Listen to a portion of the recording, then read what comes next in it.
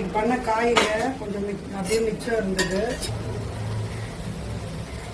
மீன் தொக்கு, ஆந்திரால இகுரு சொல்லுவாங்க. அடுத்து மீன் குழம்பு, நம்ம ரசங்க, மிளகு ரசம்.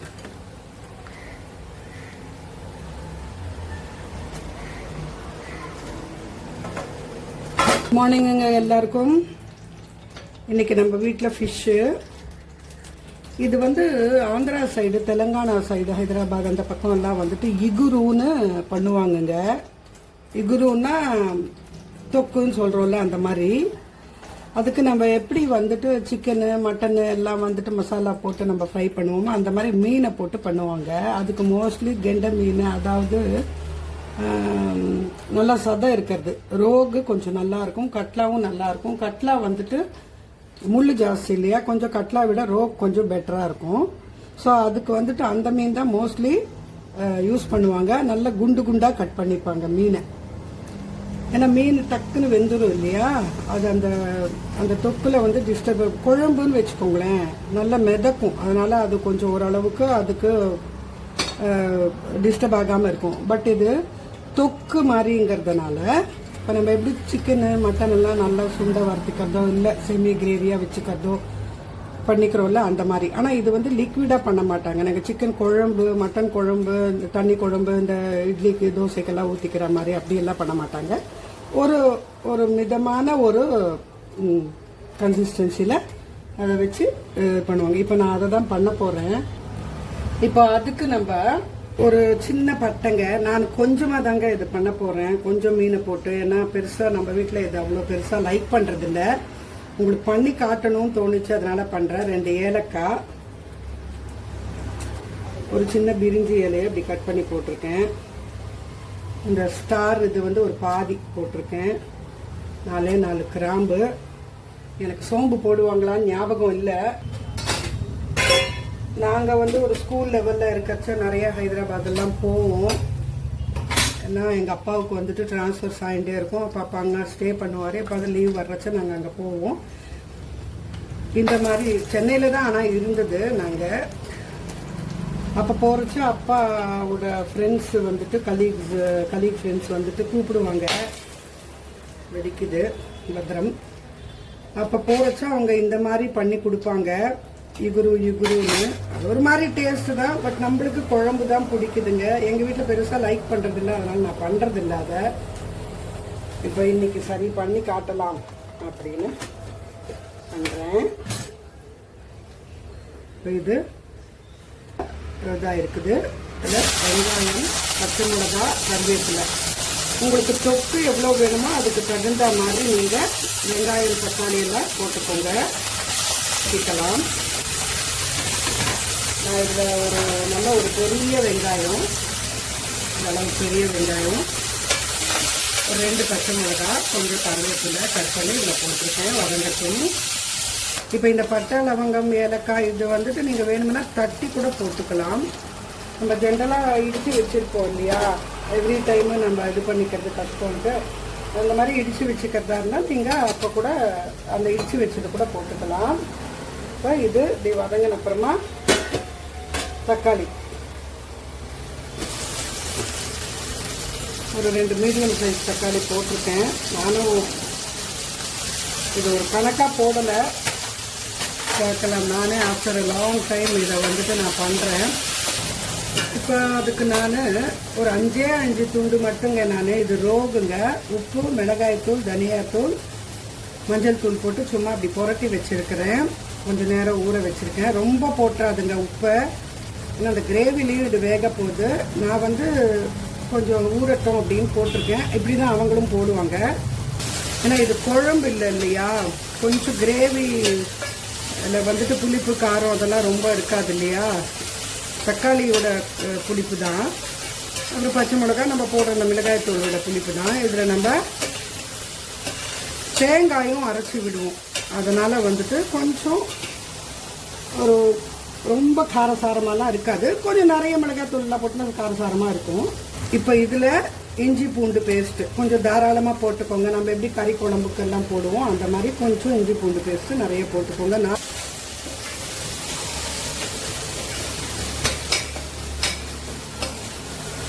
வதக்கிக்கலாம். நல்லா இஞ்சி பூண்டு நல்லா வதங்கிடுச்சு, பச்சை வாசனை இல்லாத அளவுக்கு வதங்கிடுச்சு.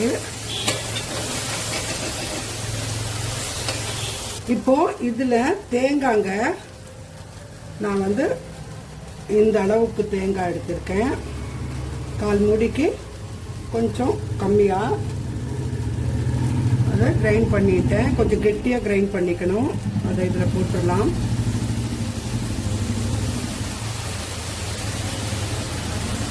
சில பேர் கரம் மசாலா கூட போட்டுருவாங்க. அதான் இடித்து வச்ச அந்த மசாலா கூட போட்டுப்பாங்க. கடையில் வாங்குகிற மசாலா எனக்கு தெரிஞ்சு அவ்வளோ நல்லா இருக்காது. இன்னும் கரம் மசாலையிலையும் வந்துட்டு என்ன பண்ணுறாங்கன்னா கடலைப்பருப்பு அது இதுன்னு போடுறாங்க. அது ஒரு டேஸ்ட் வேறு மாதிரி ஆயிடுதுங்க. கரம் மசாலானா வெறும் பட்டை, லவங்கம், ஏலக்காய், இன்னும் மராட்டி மொக்கு, சாரநாசு அந்த மாதிரி அது போடுறது தான் அது நல்லாயிருக்கும். சோம்பு, தேங்காய் லைட்டாக அப்படி வதங்கின உடனே இதில் நம்மளுக்கு மிளகாய்த்தூள் நான் 1 ஸ்பூன் போட்டிருக்கேன். ஏன்னா இந்த மசாலாவும் இருக்குல்ல. தனியாத்தூள் 1 ஸ்பூனு, அப்புறம் மஞ்சள் தூள் போட்டிருக்கேன். இப்போ இதை இப்படி வதக்கிக்கலாம்.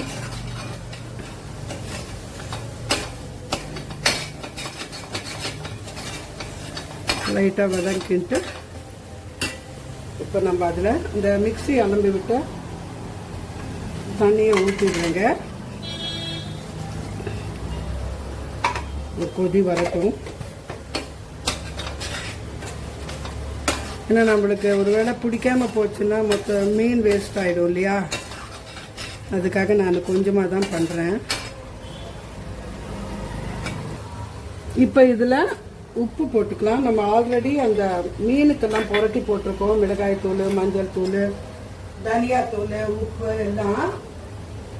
அதை கொஞ்சம் பார்த்துக்கிட்டு அதை வேஸ்ட் பண்ணி போட்டுக்கோங்க. நான் அதுக்கு உப்பு போடுறேன்.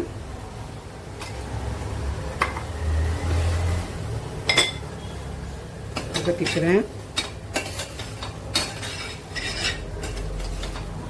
இப்போ வதக்கிட்டு இப்போ இந்த மீன் இருக்கு இல்லையா, இதை அப்படியே இதுக்குள்ளே வச்சிடலாம். அந்த மீன்லேயும் கொஞ்சம் தண்ணி வரும். இது வச்சுட்டு இப்படியே விட்டுடலாம். அதுக்கப்புறமா நம்ம வந்துட்டு பார்த்துக்கிட்டு திருப்பி போட்டுக்கலாம். இப்போ நான் இதை சிம்மில் தாங்க வச்சுருக்கேன். மூடி வச்சுடுறேன். ஏன்னா வந்துட்டு அடி பிடிக்கலாம். பார்க்கலாம் இதில் தண்ணி விட்டு வருதான்னு திறந்து பார்க்கலாம். கொஞ்சம் ஃப்ளேம்ஸை ஏற்றிக்கலாம்னு நினைக்கிறேன். கொஞ்சம் மீடியமில் வைக்கிறேன். கொஞ்சம் இப்படி வருது பாருங்கள், ஒரு மாதிரி. அப்படியே மூடி வச்சுடுறேன். திறந்து பார்க்கலாம்.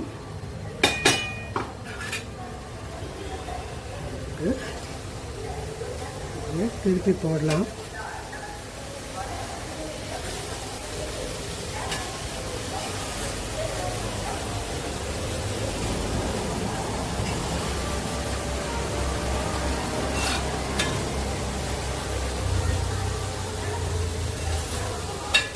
திருப்பி போட்டிருக்கேன். கொஞ்சம் இந்த மசாலா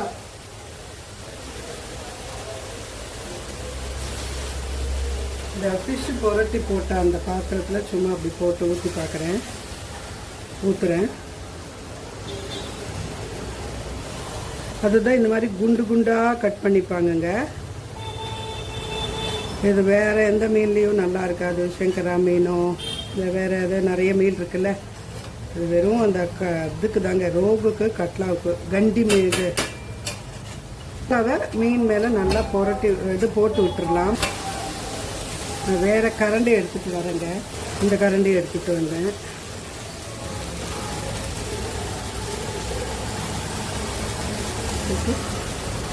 போடுவேன்.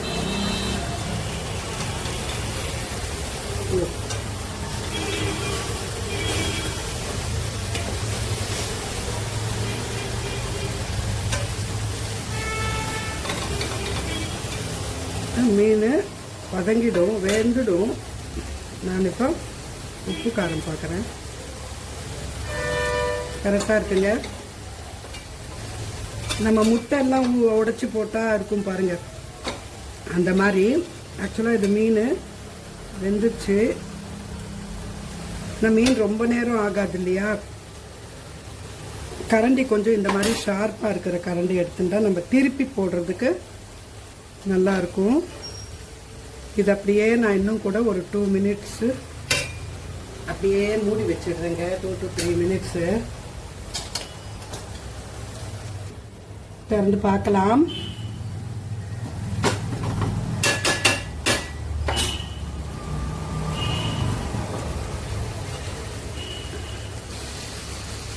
சில மீன் வெந்துட்டு இருக்குங்க. அந்த நான் சொல்லுவேன் இல்லையா, அந்த மாதிரி அந்த உப்பி வந்தாலுமே மீன் வெந்துச்சுன்னு அர்த்தம். இந்த மேலே அப்படி உப்பி வந்தாலுமே மீன் வெந்துருச்சுன்னு அர்த்தம். மீன் வெந்துருச்சு. இன்னும் கூட நம்ம மூடி வைப்போம் இல்லையா, அப்போ கூட இன்னும் நல்லா வெந்துடும். இந்த மீன் கொஞ்சம் டிஸ்டர்ப் ஆச்சான்னு தெரியல, இந்த பச்சை மிளகாவா.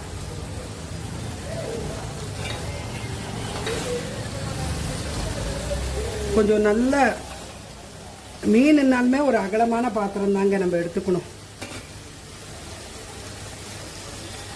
அது கொஞ்சம் பண்ணால் கூட பாத்திரம் வந்து அகலமாக எடுத்துட்டா தான் டிஸ்டர்ப் ஆகாமல் நல்லா இதாகும். இப்போ நான் இதை இந்த மல்லிப்பூ கொத்தமல்லி போட்டுடுறேங்க. இதுக்கு கொத்தமல்லி போட்டுட்டு இது இந்த டிஸ்டர்ப் பண்ண வேணாம். இந்த சூடுக்கே இது வந்துட்டு நல்லா இந்த மல்லியெல்லாம் இதாகிடும். மொத்தத்தையும் மசாலாலாம் இப்படி எடுத்து விட்டுட்டு ஒரு கொஞ்ச நேரம் அப்படி விட்டு டெய்லி ஒரே மாதிரி சாப்பிட்றதுக்கு வேறு மாதிரியும் நம்ம ட்ரை பண்ணுறதுல தப்பு இல்லை. இப்போ இதை எடுத்துட்டு நான் அப்படியே மூடி வச்சிடுறேன். இதாகிட்டு வந்துடும். நான் இப்போ இதை ஆஃப் பண்ணிடுறேங்க ஸ்டவ்வை. அவ்வளோதான் இது. இப்போ நம்ம ஸ்டைல் மீன் குழம்பு பண்ணலாம். அதில் நிறைய எண்ணெய் விட்டு பண்ண போகிறேங்க இன்றைக்கி. எனக்கு மிதக்க சாப்பிட்ணுன்னு இருக்கு எண்ணெய். இப்போ எண்ணெய் காஞ்சிச்சு. இதில் என்கிட்ட வடுகம் இருக்குங்க, வடுகமும் போட போகிறேன். ஆனால் அதில் ரொம்ப வந்துட்டு வெறும் அந்த வெங்காயமாகவே இருக்குது. எனக்கு கடுகு இதெல்லாம் இருக்கிற மாதிரியே தெரியல. கொஞ்சம் கடுகு போடுறேன். அதனால் கொஞ்சம் கடுகு, கொஞ்சம் உளுத்தம் பருப்பு, கொஞ்சம் ஜீரகம், கொஞ்சம் வெந்தயம் போடுறேன். எனக்கு ரொம்ப பாருங்களேன் அந்த வெங்காயமாகவே தெரியுது. அதனால கொஞ்சம் போட்டிருக்கேன் இதெல்லாம். இப்போ இந்த வடுகமும் போட்டுருவேன். இந்த தாளிப்பு வடுகம் போட்ட உடனே ரொம்ப இது பண்ணாதுங்க, ரொம்ப நேரம் இது பண்ணாதுங்க, ஃப்ரை பண்ணாதுங்க. ஏன்னா அது ஒரு கசப்பு வந்துடும், கருப்பாகக்கூடாது. கொஞ்சம் அட் த சேம் டைம் அந்த பச்சை, அந்த வெங்காயத்தில் இருக்கிற அந்த பச்சை இது கொஞ்சம் பருப்பட்ட உடனே இதை போட்டுக்கலாம். வெங்காயம், பச்சை மிளகாய், கருவேப்பிலை இதுக்கும் நான் வதக்கிக்கலாம். தக்காளி ஒரு மீடியம் சைஸ் தக்காளிங்க போட்டுருக்கேன், வதக்கிக்கிறேன். மூடி வச்சு வதக்கிக்கிறேங்க. சரி பார்க்கலாம். வந்துட்டு இதில் கொஞ்சம் உப்பு போட்டுக்கிறேன். நான் புளி தண்ணியிலையும் வந்துட்டு புளியும் வந்துட்டு ஊற வச்சுருக்கேன். அதுலேயும் உப்பு போட்டு ஊற வச்சுருக்கேன். ஸோ அதனால் இதில் கொஞ்சமாக போட்டுக்கிறேன். அதில் போட்டது மட்டும் பத்தாதுன்னு எனக்கு தெரியும். அதனால் வதங்கட்டும்.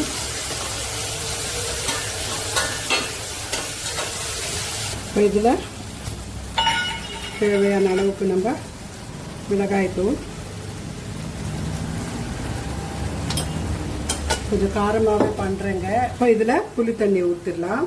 புளி கரைச்சி நான் ஊற வச்சுருக்கேன். அந்த தண்ணியை ஊற்றிடுறேன்.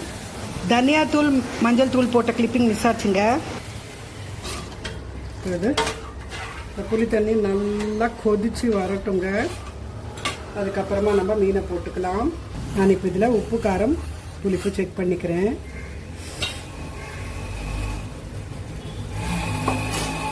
கரெக்டாக இருக்குது. நான் இப்போ மீனை கொண்டு போட்டுறேங்க. இதில் இதில் தலை வால் எல்லாமே இருக்குதுங்க.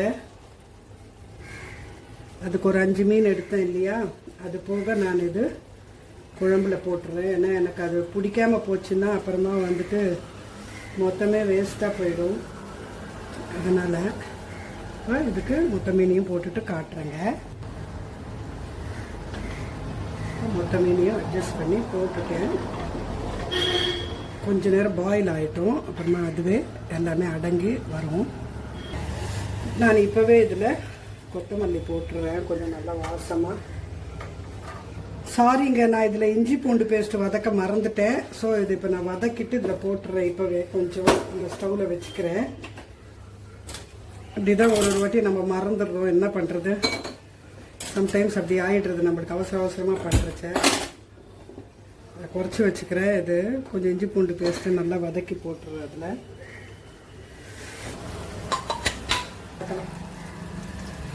ஒரு நேரம் அப்படி தாங்க மறந்துடுறது.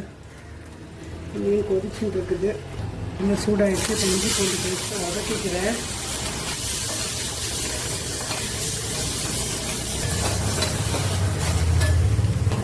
கொஞ்சம் எண்ணெய் விட்டுக்கிறேன், ஏன்னா ரொம்ப ட்ரை ஆகிடுது. பரவாயில்ல, ஒரு நாளைக்கு கொஞ்சம் எண்ணெய் தான்.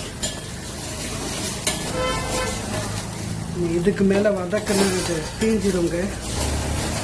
இதை அப்படியே அதில் போட்டுறேன்.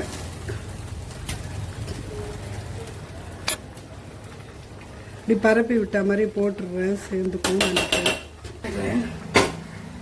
அப்போ தான் இதில் ஃபோக்கஸ் பண்ண உங்களுக்கு காட்ட முடியும். எனக்கு என்ன பண்ண முடியும், நம்ம எப்படி நல்லா கலக்கி விட்டுக்கலாம். கலந்துரும். மீன் ரொம்ப வேகக்கூடாது. இந்த இஞ்சி பூண்டுக்காக கொஞ்ச நேரம் நம்ம கொதிக்க வைக்கலாம் மீன் குழம்பு. ஆக்சுவலாக மீன் வெந்துருச்சு பார்த்தீங்களா. இப்படி இந்த மீனில் வந்து அந்த மாதிரி உப்பி வந்தால் மீன் வெந்துருச்சுன்னு அர்த்தம். இப்போ குறைச்சிக்கிறேன். இந்த இஞ்சி பூண்டு இது போட்டிருக்கோம் இல்லையா, வதக்கி தான் போட்டிருக்கோம், இருந்தாலும் கொஞ்சம். இப்போ இதுக்கு மேலே இது இதாச்சுன்னா மீன் வந்து ரொம்ப டிஸ்டர்ப் ஆகிடுங்க. அதனால் நான் அப்படியே இதை வந்துட்டு ஆஃப் பண்ணிடுறேன்.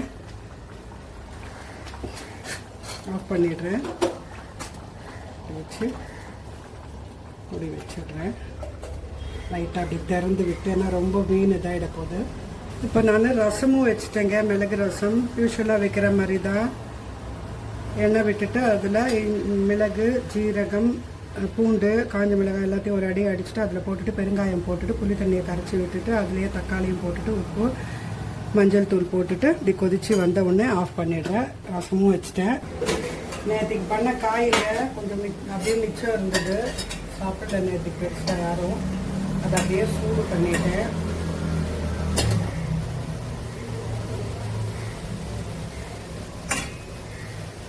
அடுத்து மீன் தொக்கு,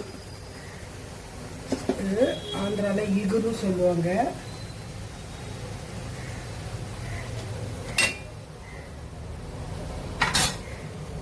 அடுத்து மீன் குழம்பு, நம்ம ரெகுலராக பண்ணுற குழம்பு.